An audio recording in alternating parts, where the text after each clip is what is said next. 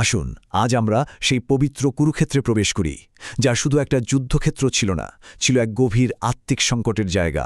আর ঠিক এখান থেকেই, এই সংকট থেকেই জন্ম নিয়েছিল এক অমর জ্ঞান, যা আজও আমাদের পথ দেখায়। চলুন সেই দিব্য যাত্রায় আমরা সঙ্গী হই। ভাবুন একবার, যুদ্ধের দামামা বেজে উঠেছে, দুই পক্ষ প্রস্তুত, কিন্তু ঠিক সেই মুহূর্তে মহাবীর অর্জুন তার ধনুক নামিয়ে রাখলেন। কেন? কারণ তার সামনে যারা শত্রু, তারা তো তারই আপনজন, তার গুরু, তার ভাইরা, বন্ধুরা। তার ভেতর থেকে শুধু একটাই কথা বেরিয়ে এলো, না যোৎসে, আমি যুদ্ধ করব না। অর্জুনের মন তখন শোকে আর মোহে পুরোপুরি ডুবে গেছে। তিনি ভাবছেন, এই যে রাজ্য, এই যে জয়, প্রিয়জনদের রক্তের ওপর দাঁড়িয়ে এর কি কোনো দাম আছে?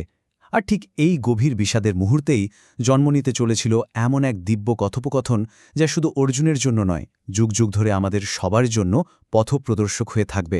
তো অর্জুনের এই যে এত শোক, এর আসল কারণটা কি?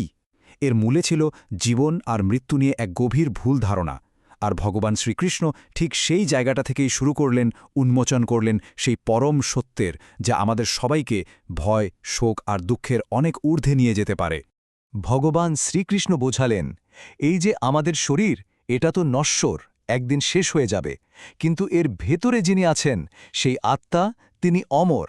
তাকে কোনো অস্ত্র কাটতে পারে না, কোনো আগুন পোড়াতে পারে না। আর এই জ্ঞানটাই, এই উপলব্ধিটাই আমাদের সব ভয় থেকে মুক্তি দেয়।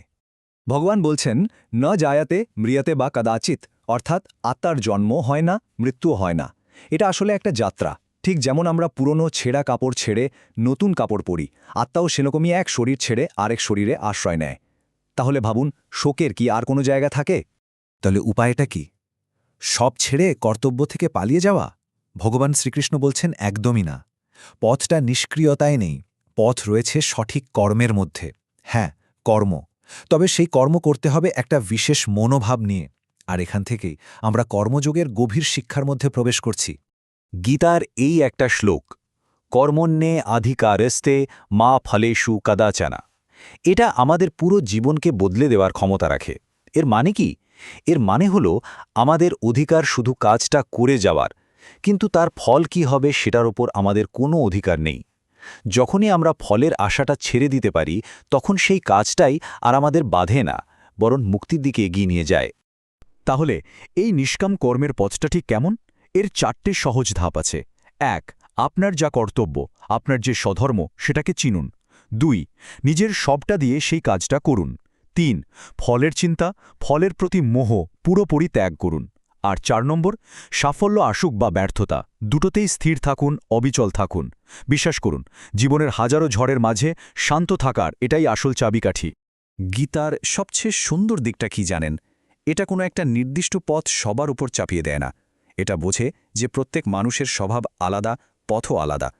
তাই সাধকের প্রকৃতি অনুযায়ী ঈশ্বরের সাথে মিলিত হওয়ার বিভিন্ন পথের কথা বলা হয়েছে।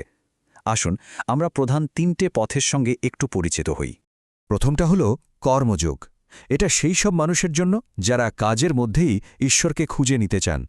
ভাবুন, আপনার প্রতিদিনের সাধারণ কাজ, সেটাই যখন আপনি ঈশ্বরের উদ্দেশ্যে উৎসর্গ করছেন, তখন সেটা আর নিছক কাজ থাকে না, সেটা হয়ে ওঠে উপাসনা, হয়ে ওঠে এক ধরনের প্রার্থনা।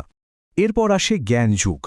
এটা হলো তাদের পথ যারা জ্ঞান আর আত্মবিশ্লেষণের মাধ্যমে সত্যকে জানতে চান।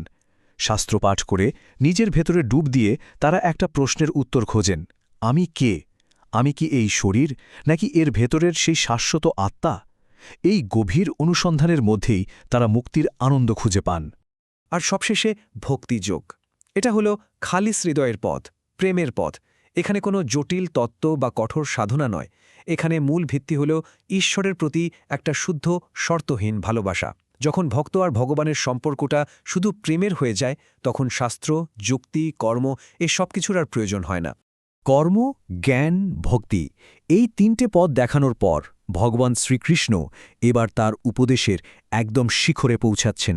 তিনি প্রকাশ করতে চলেছেন সেই চূড়ান্ত রহস্য, সেই গুহতম জ্ঞান, যা আসলে সব পথের সার।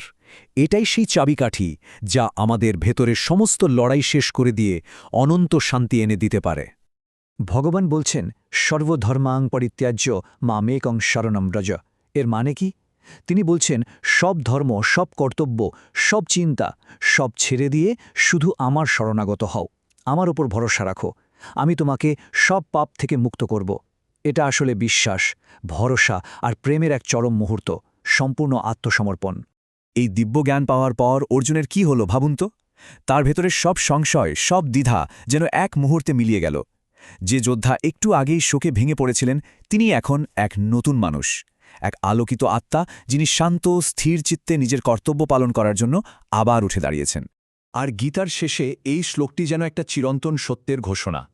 যত্র যোগেশ্বর কৃষ্ণ, যত্র পার্থ ধনুর্ধর, অর্থাৎ যেখানে যোগেশ্বর কৃষ্ণ আছেন আর যেখানে তার উপর ভরসা রেখে চেষ্টা করার মতো অর্জুন আছেন, সেখানেই শ্রী, বিজয়, ঐশ্বর্য আর নীতি সবকিছু নিশ্চিত।